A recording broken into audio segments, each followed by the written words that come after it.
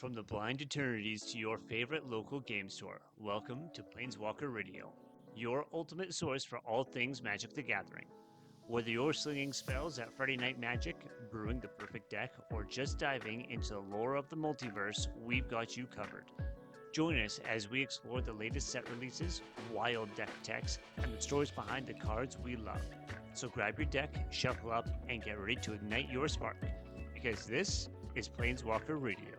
Here at Planeswalker Radio, we love turning cardboard sideways and slinging spells, and it's important to us that the place we choose to do that is fun, relaxed, and professional. That's why we choose to buy our cards and accessories at First Player. Their showroom staff in Calgary, Alberta are some of the best in the business with decades of experience. They're always able to help us and members of the community find exactly the correct cards to add to our latest decks. Don't live in Calgary, Alberta? Not to worry, they ship Canada-wide. Check out their website at firstplayer.ca for Magic the Gathering, Pokemon, Lorcana, and the accessories to protect your cards.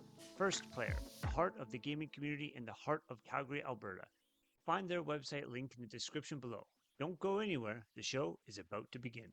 What's up, Nerd Home? This is Lee and John coming at you live with another episode of Planeswalker Radio. Today, we are going to be talking about our final step in the trilogy, Advanced Commander Player Skills. This is going to be a little bit nitpicky, I think, because there's a lot of just specific stuff that changes with small specific stuff that changes between intermediate and advanced play. Yeah. So it's going to be you're taking what you're doing and you're refining it. And on top of that, maybe we should just put a disclaimer on it that like 90% of players won't ever actually leave intermediate play That's and fair. move into advanced play. Yeah. It is, with most things, the hardest barrier to cross is the final barrier. And a lot of what we're going to say today as well might sound like what we said in our intermediate podcast, just like John said, more refined, more nitpicky, really taking it to that advanced level. Yeah, absolutely. Cool. Without further ado. Yeah. Yeah. I want to kind of start by talking about like at the very beginning when you're going into a pod. It's really important, even as the game is in its rule zero, Yeah. and as you're starting to start reading the players, right? Yeah. What kind of player are you dealing with? Yeah. Right. And then reading the kind of deck and adjusting your play style to fit these specific things. We touched on this a little bit in the intermediate episode. As a more advanced player, and especially as you get to an advanced level of play, you need to be setting yourself up so that the rest of the table has a good time. You don't want to come in being an advanced player with the best deck in the world and just slap a table into the ground when they're all running precons. That doesn't look good on you. It doesn't feel good for anybody involved. So making sure that really focusing on that rule zero, and as you're the advanced player potentially coming into a lower level pod, making sure you're reading that pod, and if someone says their deck's a 4 but you know it's probably at best a 3 or a 2, adjust accordingly. And with that as well, I mean, there's some players who are really in that advanced tier and they can instinctively pilot a 2 like it's a 4 or a 5. True. They just Yeah. they go nuts, right?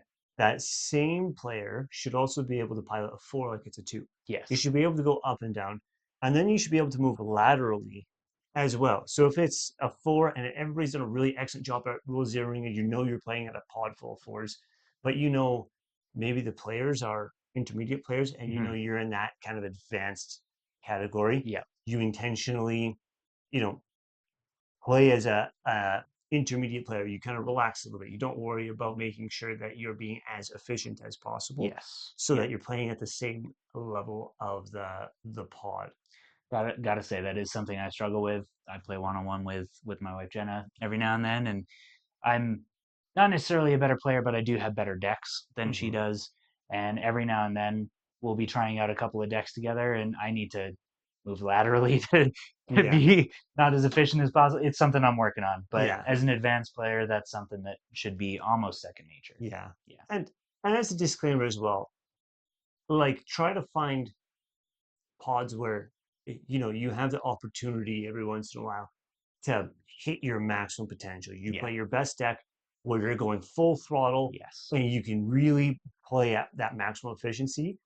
Because while being an advanced player, you have more of an opportunity than other people to be able to help the pod have fun. It's important for you to have fun too. Yeah. And if that means that you're playing at full throttle and you're hitting your maximum potential, you should be trying to find areas to do that, as well as playing in smaller or Absolutely. less advanced pods. Yeah, absolutely. Making sure that you get your fun out of the game too. Yeah. Realistically, as well, this is where we talked about it a little bit, judging your own efficiency, but you also need to judge the efficiency of the other people at the table. Yeah. Making sure if someone is steamrolling everyone else at the table, you know how to really make them not play as effectively. Yeah. Using counter spells in your hand, using problem cards from your hand or tutors from your hand to go and find a problem card rather than just finding a normal card to make sure the person who's blitzing ahead has to focus on you and Yeah. has to deal with the imminent issue, which is Yeah. maybe going to reduce their ability to play their own game. Just a fun way to control a table. There's it's a really common thing, especially when you're playing against a blue player. You might not be the blue player, but you're playing against one. You know they're sitting on the counter spell, Mhm. putting out bait, right? Yes. So you're gonna cast a spell that if it stays on the table, it will be a problem, but it's not what you're trying to get out. So you cast it to put out a bait and force the inefficient trade. So if they use their counter spell, Yeah. and then you're putting out what you really need, your haymaker or your win con or Yeah. whatever it is, to make sure that you're moving into that final kind of efficiency area, right? Yeah. And that kind of tactic is all about how do you be the most efficient with your resources while stumping or forcing inefficient plays from your opponent. Yes, absolutely. And the fun thing with that is if they don't do anything about your bait piece, it's very likely they're not going to do anything about your big thing either. Y- It's just fun. Yeah, exactly. Yeah. Again, an advanced player will be able to identify like this is bait, this is not bait, I need to watch out, that kind of thing, right? Yeah. Sometimes there's no option, right? Like there's a fantastic example is a card I just found, Piracy, right? Yep. 2 blue mana, I can now tap everybody's lands for whatever mana that I want. Hmm. This will force that inactive. It'll force the counter spell because if they don't, I'm just going to use all their mana and And they don't don't get a counter they don't spell get to do anyway. anything Yeah. anyways, Yeah. right? Um, and so they have to use it there, and that Yeah. gives me the opening to push in, Exactly. right? So Exactly. there's lots of ways to do that, and then it ends up usually when you do that, you end up kind of because you're consuming your opponent's resources when you do that, not necessarily with piracy, but when you're baiting and all that kind of stuff, Yeah. you end up either slowing down or stopping threats coming out, effectively sandbagging them and stopping them from coming in. Yeah. Realistically, being able to identify where you need to make your plays, how you can be more efficient to make other people less efficient, and also knowing to scale your efficiency is really what we're talking about here. Yeah, Yeah. yeah, and like you can tell the difference like when you sit down at a table with an advanced player, and we have a couple in the group that we play with where Yeah. they're clearly more advanced than everybody else. You can tell when they're on all the way and they're being efficient that they're a step ahead of everybody else. Yeah. They're understanding where they're going more than anybody else Yeah. at the pod. Yeah. Absolutely. Another thing that somebody can really do when trying to, as we talk about a little bit, sandbagging, but also just manipulate play, is making sure you're using your politics. Yeah. We touched on this a little bit in the intermediate episode as well, I think, but this is where this steps up and you start using cards for your politics rather than just empty words. Hmm. You start, let's say you play an extra attack step and you've already attacked one person, you play the politics game that I'm not going to attack you if you do this on your next turn or whatever it might be. Really using speech and also the cards in your hand to really redirect the game and where people are targeting their problem cards. Yeah. That's another step on the advanced ladder Yeah. versus just saying I have a counter spell. Yeah. Exactly. There's a Yeah. difference between bluffing and saying this, like everybody at the table knows that this card is a problem. I have a piece of removal for it and I'll do it, but I want a round of protection, right? Nobody Exactly. swings at me, nobody messes with my board, Yeah. right? That kind of thing. Or you do kind of an opposite move and you supercharge one of your opponents to deal with people that you can't can't do it. So you create that temporary alliance. Yeah. And you keep doing things like you're buffing your opponent's creatures and letting them swing out. Yeah. Or you're doing things like that where you're creating political issues across the table between other players, and you're kind of trying to puppet master it from afar. Yeah. That's where the real advanced play comes in, is Mm-hmm. making everybody else do what you want them to do, even though they don't know you're doing it. And quite enjoy doing that, even as an intermediate player. I try and do that to people sometimes, and Yeah. it's just fun. It's Yeah. just fun. The other thing I want to touch on is when to not politic. Yeah. Yeah. And knowing when to stay quiet. You know, sometimes you have that counterspell in your hand, and it's really easy to just say, I have a counterspell in my hand. I'm going to stop you from doing whatever you do. Oftentimes, probably more often than not, I would say, it's actually better to keep quiet about what you have in your hand Yeah. and be the silent wall, Yeah. the wall of indifference. I mean, there's enough bluff that happens if you're you're blue and you're holding up 2 blue mana and you just sit there quietly. Yeah. Somebody will cast a spell and they'll usually look at you like, does it resolve? You don't have to do anything. Yeah. Right? Yeah. Holding that silence and maintaining that power through the non-verbal communication, Mhm. even if you are bluffing, is a hugely advanced skill. And any color can do it. It's not just blue. Blue But has a like, bit of an advantage. they Love do it. for sure. But Love it. if you're in white and you're holding that one white and they're Path of looking at it, Exile, Swords to Plowshares. yeah, they're Yep. your opponent's going to be watching for that swords that plow or Yeah. something like that, right? Um, green and black both have the same type of removal, Yeah. right? Yeah. Where they might cast it, but then they might immediately be trying to protect it or making maneuvers, and it's kind of acts as a tell, right? You're nonverbal. I'm going to be sitting here and just holding up mana and letting people watch that I'm holding mana, make it obvious, right? But don't Yeah. say anything to be like, oh, I'll let that resolve, or oh, well, I won't destroy it, or something like that. I let them start panicking and move around their own field, Yeah. right? Might grant openings or might give a little bit of tell so that you can make sure that you fit your responses into the appropriate threats. Yeah. Yeah. I think my favorite piece of nonverbal politicking is in my white deck. I have a card called Chant of Vishugazi, and it's essentially it stops all damage, and then you heal for the amount of damage that was dealt. So I'll do it completely without saying anything. I'll swing my entire board state, and people will block it, and then I'll play that card on my own attack, and it's very subtle, Mhm. but it sneaks in almost every time because nobody's really expecting it to happen, especially on my combat. Hilarious every time. Yeah. Yeah.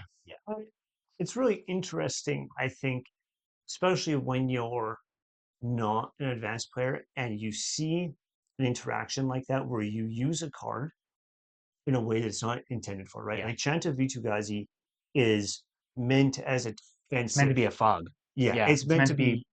Yeah, the token deck is Yeah. swinging out for 100 damage, and now I'm going to protect myself and heal. That's what Yeah. it's meant for. So using Exactly. it in the offensive capability to make it be like, oh, I'm going to bait everything out. Yeah. I'm going to make it look like I'm weak and exposed, and then I'm going to heal myself for a ton of damage. So even if I take combat from everybody else, I'll still be at an advantage. Exactly. And now you're also giving them the option of, well, I'm open. You can swing at me now, but you're putting shields down, and then I will swing out and I will actually tag you Absolutely. next round. Yeah.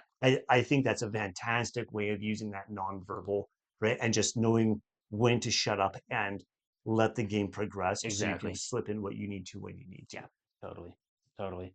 And I think that also plays into sequencing as well. Yeah. You know, as an advanced player, we funnily enough, we talked about this in the intermediate, sequencing your turns. As an advanced player, that should be science with every deck you play. Yeah. There's no art here. There's no fun flourishes. You play it exactly how it's supposed to be played every time, Yeah. and you play your sorceries either in second or first main phase, depending on what they do. But you know what every single card in your deck is meant to do and where you're meant to play it. Yeah. And you have the timing of the game down, right? Exactly. The game itself works at a specific rhythm, right? There's decks that take advantage that's called tempo decks, Right. right? And they really, as soon as you hit that mid game, when you can see the sort of semi-repetitive nature of the game take place Mhm. and all that, tempo then asserts itself to control that that rhythm that's happening. An advanced player should be able to attune themselves to that tempo and make sure that not only on their turn, but everybody else's turn, that they're asserting everything that they can at the correct time in that tempo Yeah, to maintain some form of dominance on the board, totally. right? It's Whether really, that being finding a way to get yourself a token gen on someone else's turn, yeah, or using an instant card on someone's end step that affects you rather than using it during their turn, yeah, right? Whatever it might be, someone swings out with all but three creatures, and you use a destroy card, and you destroy the three creatures that are still remaining, so that you have an open board. Things like that. yeah. Yeah. There's even trying to again, kind of touching on a couple different points here, trying to draw people into the attack, Hmm. right? You make it look like you have an opening that they can take advantage of, because maybe you have a spell that returns target attacking creatures or destroy target tapped creatures, things like that, Yeah. where you can use unexpected tactics at the right time because you know when the right time is, but your opponent doesn't. Yeah. And you're holding those secrets back to make sure that you're in that optimal rhythm of Incredible. the We game. just touched on nonverbal in the same stroke as sequencing. Yeah, It's amazing how it all fits together. yeah, exactly. Um, from the sidelines here, this is actually a really good point that we're getting from the sidelines here. There's a quote from Sun Tzu, where he says essentially, appear weaker than you are. Yeah. Apparently, is in the underworld, which I think is this is a huge thing in Yeah. Magic. Is make sure that it's important to not be the dominant obvious threat Yeah. because you get targeted when that happens, Yeah. Every and time. then not only do you have to be on and engaged and running full throttle the entire time, Hmm. but you also now are constantly on the defense. Yeah. When you become arch enemy, while it's fun and we encourage the ability to be able to do it, You want to do it when you want to do it, it but exactly right. You should be doing it at the optimal moments. You shouldn't be building into it and telegraphing 3 turns in advance. yeah. Hey, I'm the threat. I have the best board state. You should be Yeah. appearing a little bit weaker so people maybe leave you alone a little bit, so that they target other players, so that they get into political confrontations with each other, Yeah. that kind of thing. And you try to avoid the crossfire as much as possible. And once again, that's where an advanced player also differentiates from um, an intermediate player. Is yes, you can usually be the arch enemy with a lot of decks, but an advanced player will hide the fact that they're the threat. Yeah. And Yeah. that's exactly it. They'll absolutely be the problem at the table, but they'll do it so unseemingly that you won't know until it's over. This is actually my favorite tactic to use in the game, and I've become known for it, Mm, which is mildly problematic in and of a itself. little bit. It's not a good thing to have. Um, I'll have times where I'll sit down at the table and I'll start taking heat, and I'm like, "Why am I taking heat?" And the answer I get back is, "We know you're probably close enough, and you're waiting to explode in that 1 turn win." Yeah. And I'll be looking at my hand, and I'll be like, "Crap, I'm about to explode to the 1 turn win." They know exactly what's going on. Freddy Among Us. Like, Impasta. yeah, Yeah. really, like Yeah. Absolutely. but it is a good tactic to have, even if Totally. you're known for it. Quite often, I'll get to the point, as was pointed out off camera earlier. I'll get to a point, and I'm like, "Oh, I have it this turn." And when I have it, people won't expect it, and I'll usually have answers to protect myself until I Yeah. get it, even if I say, "Oh, I have it this Yeah. turn." Yeah. Right? Yeah. That is one of the most frustrating things about playing with John. He'll say, I have it. And you'll be like, I have it in 2 turns. If only I had one more turn. Every Magic player's favorite phase. Yeah. Only I had Yeah. one more turn. If only I had one more turn, I would have got you. Yeah. Yeah. Except I never get that one more turn because John just Yeah. slaps us when he says he's got it. Yeah. It is what it is.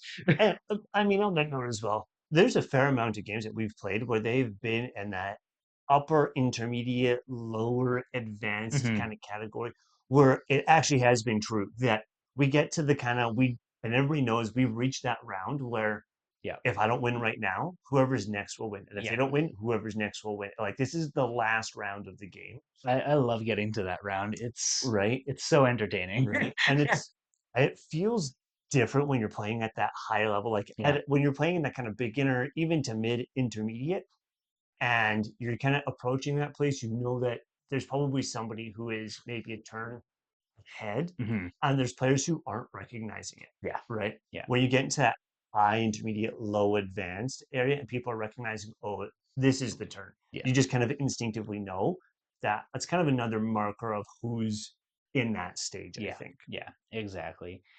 And part of that is, really starting to understand combo lines, and where you're at in the game, Yeah. and seeing a couple of cards down on the table that don't look that threatening, but when you kind of understand the combo lines that can come off of those 3 or 4 cards, Yeah. and you know that it only takes one more card to activate, just a slew of things happening all at once. Yeah. An advanced player knows that, even if it's not an infinite combo or a known, like it's not a well-known combo, Mhm. but just 3 cards that you read them and you're like, that synergizes really well with something. Yeah, exactly. Recognizing synergy without knowing the card is important.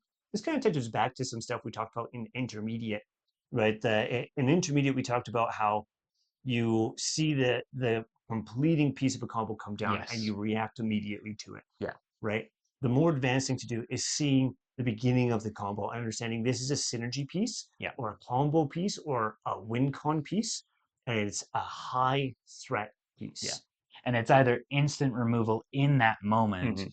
or sorcery removal as soon as it's your turn. Yeah. An advanced player keeps cards in wait for that. Yeah, exactly. Yeah. I mean, it kind of goes back to the baiting thing as well, where like if you're a player who's trying to get out your win cons, but you're trying to do it in a kind of unassuming way where you Mhm. don't want people to know it, you're exercising a little bit of self-restraint there so that you don't start putting things out and people are recognizing it and immediately countering your plan, Yeah. and then you end up running out of gas. Yeah. The unfortunate thing with playing with the same pod over and over again is everyone kind of gets to know the combos of a certain deck. A great example is as soon as anyone sees Marauding Raptors come out in my dinosaur deck, it's gone instantly. Mhm. Nobody lets it live anymore. Yeah. And I get it, but it hurts. Yeah. I mean, it's the same thing. To go back actually again to the combo we talked about in the intermediate, the exquisite blood and Yeah. sanguine bond. Yeah. As soon as anybody who's fallen victim to that combo sees one of the pieces go out, we're like, oh, it's got to go. Yeah. Because Yeah. we know the second piece is coming out, Absolutely. right? And that's not even necessarily an advanced thing. That's just an experience thing. An Exactly. advanced player would see one piece come out and maybe not even know that there's the second piece or there's alternate versions of those pieces, right? Mhm. You have things like Bloodthirsty Conqueror and all that where they do functionally the same thing. Yeah. It's just not an enchantment anymore. It's a creature or an artifact or something Exactly. like that. And Exactly. so they're recognizing this is a piece that can combo. It's got half of the text needed to be able to end a game Yeah. immediately, right? Even if it's a 3-piece combo. Yeah. Right? Yeah. Things like another great example is when you see like Spellslinger Burn deck, and you're seeing 3 or 4 cards build up with when you play or cast instant sorcery or non-creature spell or something like that, deal 1 damage or something like that. You're like, well, there's 3 of them, Yeah. right? He's gonna cast something, and it's gonna be a burn spell. And instead of doing, 1 or 2 or 3 damage, now he's doing 6 or 7 or 8 damage. Yeah. And now there's issues, right? Recognizing those kind of patterns. And also understanding that a Spellslinger deck is going to have a bunch of those, but they probably also have a damage doubler of some kind. Oh yeah, yeah, Every Spellslinger has a damage doubler of some kind that yeah, is going to cause you issues, especially when you're taking potentially, I mean, even if it's, you've got a burn that goes down and then you've got a counter spell that goes down, that's still an instant or sorcery. yeah. It's still factoring in. Yeah, And the number of 1 mana instant sorceries yeah. is it's there's no end. There's so many of them. There's so many cantrips. Yeah. Right. So it's the whole idea there is seeing the combo pieces, understanding them before they become a problem, Yeah. and interfering with them before they become a problem. Yeah. Because especially in an advanced pod, if it gets to the point where it is truly the problem, it's too late. It's already over. Yeah. Yeah. Yeah. It's already over. Yeah. Navigating hate pieces and lots. Yeah. So, I mean, it kind of there's one version of dealing with that that's really uncomfortable. see a lot of this happen a whole time. The most common version is Graveyard Hate, Yeah. right? A way to stop a major threat from advancing, especially if it's any sort of recursion, right? Yeah. And like there's black does recursion really well, green does recursion decently, Decently. white does recursion Yeah. decently, Yeah. right? So there's different forms of it. So things like a Bajuka Bog, Mm. right, where you're just Hate a Bajuka exiling Bog. graveyards. Nobody like there's very few times where I see somebody get Bajuka Bogged, like, oh, you know what, I'm actually okay. Yeah, I hate a Bajuka Bog every Right. time it happens. Exactly. I could be playing a non-recursion deck and I hate a And you Bajuka still, Bog. it's still right. That kind of lock Yeah. mechanism Yeah. is really, or that hate mechanism is really difficult. And then you pivot into things like what white does very well, where you have a ghostly prison and a windborn yeah. muse and archon of whatever it is and a baird and so you're paying like 5 mana Yeah. per creature, you get locked out of combat. Exactly. Right. The only thing I ever think of when I think of hate pieces and locks is Gavi. Yeah. I think about it every time because I have a Gavi. I don't like my Gavi. I don't like being that person. I don't like locking down the table. So I built my Gavi to be not that, and then got slapped for it anyway. And it's, I understand that some cards are going to get hated on, and at an advanced level, you kind of know how to work around them a little bit more rather than just get rid of them. Mm-hmm. But realistically, if you're playing a deck that is going to make things cost or remove things permanently, however it happens, expect that your deck is going to be treated not fairly. Yeah, it's threat assessed as a higher threat, Yeah. right? Like I think the most commonly hated or the most common hate deck, right? It's kind of interchangeable. The more of a hate deck it is, the more hated the deck is. Yes. Just kind of an interesting line to draw there. Yes. But the worst one is stacks. Yeah, absolutely. Nobody likes to Nobody play likes it. against stacks. No. And if you play a stack intentionally, you're the devil. Yeah, you're the problem. There's a reason why the deck gets hated on every time. It's because Yeah. nobody likes playing against stacks. Yeah. I don't want my already 12 mana dinosaur to cost me 14 Yeah. or 15 or 20. No. And there's a like so an intermediate player will struggle to deal with it. And an advanced player will know how to navigate it. They'll know which pieces to remove to enable their deck to still run. Yeah. You won't be running as efficiently or anything like that, but you can still run and you can still remove enough pieces. The interesting thing about a stacks deck or maneuvering a stacks deck is it's all about delay. Yeah. Right? They're trying to delay everybody else to Yeah. get to what they want to. So usually they take longer to get there. It takes time to be able to delay everybody else. Yes. Instead of other decks where they're all about sprinting and getting out of the gate as fast as they can. Exactly. Yeah. There's a reason that for the most part you don't see stacks decks played at a CEDH level. And it's because they take so much time to slow everybody else down. And everybody else at that advanced level knows how, like we said, to work around those stacks. Yeah.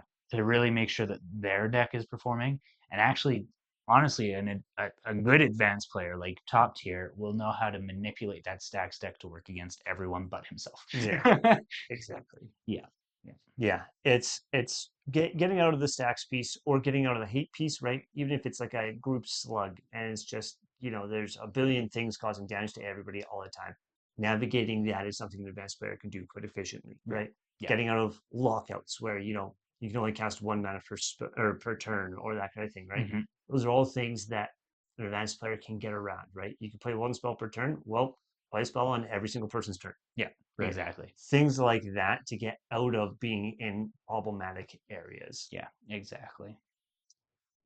And then really it's all about, for an advanced player, developing your win. Yeah. Really making sure that you're fighting towards that win in every turn. And this is in your sequencing, this is in your mana usage, this is in your politicking, this is in every step. At an advanced level, the game is, you're still there to have fun. Let's be honest, you're still there to have fun. Mhm. But the game is so much more about winning at an advanced level Yeah. than any other level. This is the one place where I'll say, don't make the game about the gathering. Make the game about winning. Yeah. Yeah. Really. And at an advanced level, you need to know your win cons and how to achieve them. Yeah. I mean, there is something about going into an advanced pod with, really like top tier decks and dropping the clubs in, and everybody is doing the same thing. There's kind of the mutual feeling of, okay, we're going 100%, Yeah. and there's going to be a little bit of infighting going on here, and Yeah. it's going to be a little bit difficult to maneuver and all that, right? Especially when you have four advanced players all doing the same thing, Hmm. right? Like watching advanced players, or even the couple, I'm kind of in that beginning advanced range. There's some players who are like at the top of that advanced range where Yeah. they could easily be competitive in our pods. Yeah. I'm watching them operate against each other when I'm kind of sitting in the corner being like, how did I get myself into this? Why am I here? Exactly. It's incredible to watch the real competition, to watch them having to, when one of them's ready to try and win, when they commit and they go all in, we're watching one of them be like, oh well, the initial strategy I was going for has been removed. Hmm. I'm not going to be able to do it easily anymore. Pivot to a different strategy Yeah. at the correct time inside that rhythm that we talked about earlier. Exactly. It's really incredible to watch. Being able to pivot on your win con as well is very important. You could be playing a deck that really only wins, and I mean, if you're playing a deck that really only wins off an infinite combo, you're not an advanced level. But you could be playing a deck that really only has a infinite combo, and that's the main way it wins.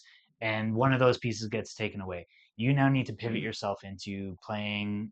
Okay, I need to out heal everybody else at the table. I Mhm. need to um, deal enough passive damage to everybody at the table that I can still win this. Yeah. Whatever different alternate win con you have, making sure you A, have one available, but B, know when to move to that. If it's turn 12 and you haven't gotten the first piece of your infinite combo, probably time to pivot and start looking at Yeah. it was probably time a while ago, but Yeah. start looking at your other options. Yeah. Yeah. It's a real interesting thing as well when you kind of analyze in your own games when you're switching tactics and when you're committing and going all in, Mhm. or even when you're kind of trying to just be in the background and not do much, right? You don't have many pieces in your hand, you don't have any pieces on the board. You need another turn or two to draw into something or something like that, and just holding back and reserving as much as you can there. Yeah. Take a Having turn where you don't tap any mana. Yeah, right. And just hold it up. I've honestly done this as a bluff tactic before, Yeah. and people go nuts Yeah. over it, right? Yeah. They're like, "Why did like?" And you're saying that you have a mitt full of cards, you don't do anything because in reality you have nothing to do, Yeah. right? They don't know that though. The only thing you're gonna do is maybe reveal your end game, Yeah, right? So if you do that, potentially you're putting your win at risk. yeah, So you just don't play anything. yeah, yeah, Ah, I have no land. yeah. Exactly. Pass. There's a there's so much that you can do Yeah. to hide yourself as a threat and understanding when it's appropriate to hide yourself as a threat, and in that same moment be evaluating is player A, is player B, is player C trying to hide that they're the threat right now. Yeah. Like there's no combo pieces out, but is this player known for exploding? Yeah. Right? One turn, all of a sudden everything's out. You can't stop them. Is this player known for hitting that tempo and you see one or two cards and it's kind of a slow build up and then by the time you realize it's too late, Yeah. right? Like, We talk about this a little bit earlier, where because we play heavily in a lot of the same pods, everybody kind of has their own signature play style. Me, I stomp people. John explodes out of nowhere. Ruben will be slowly building a board state, and then all of a sudden his board state doubles, and there's nothing you can do about it. There's different things that we all do, almost as a signature to how we play the game, mhm, regardless of which deck we're playing as well. mhm. And knowing your opponents, but even if you don't know your opponents, being able to kind of evaluate how it looks like that player is going to end up playing this game just off the first few cards. Yeah, Sometimes you can understand just off the first few cards how this is going to turn out for this player, and hopefully you use that as an advanced player to really judge the rest of the game. yeah. That you kind of one of the things that you can do to kind of shake it up is having a pattern, right? Like it's okay to be able to in every deck you play do the explosion thing, do the big stompy thing, do the doubling or the I have 3 creatures, now I have 7, and now I'm down to 4, but I've gained like 12 billion life in the like things like Yeah. that, where you're able to maneuver around those. It's really important to be able to do that across multiple different deck archetypes. You're accessing different color combinations Yeah. to do it. You're accessing different commanders or different play styles to do Yeah. it, right? You might still have your signature, Mhm. right? But you might be able to play a Golgari recursion and then Azorius Blink. Yeah. Two very different things. Both of them can be catered to win in any manner of ways, Yeah. right? But it's really important to be able to see, especially in advance, see what the meta is. Yeah. See, Totally. there's a new set coming out, and be looking in advance and being like, this card would go great in this, and it That replaces card's this going card. in everything. Yeah, exactly. Yeah. And there's some of those, like we're coming up on Final Fantasy right now, and I'll spoil it because we'll be doing probably 2 episodes on just review of the set and Yeah. then precons after that. But Lots to go over with that, guys. Big things coming up in our future. it'll be amazing. Yeah. But looking at the crystal cards that came out, Totally. right? There's some like the winged crystal or the air crystal. Yeah. Just about every white deck will have There's them. no reason for it to not be. Like, yeah, it'll be a staple in white. Yeah. Right. And there are things like that where you're looking at the meta and looking at it coming in and adjusting your current decks or building new decks that are based around what's good right now. Yeah. That being said, that doesn't mean forget about the past. There are some cards that were printed ages ago that are just amazing and will always be amazing, Yeah. right?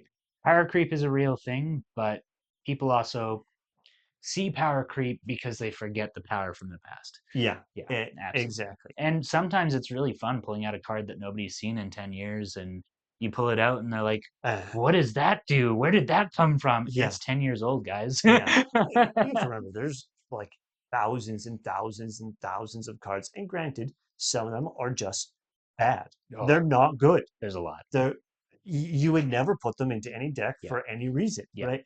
Especially when there's so many cards that have individual text on them now, Yeah. right? Even just having a card that, it's a 4 mana for a full 4 with no text is considered bad now, because you could get for the same price or cheaper 4/4 for 4 mana that has flying and trample, Exactly. or reach and vigilance, Yeah. or text that lets it do something. Yeah. Right?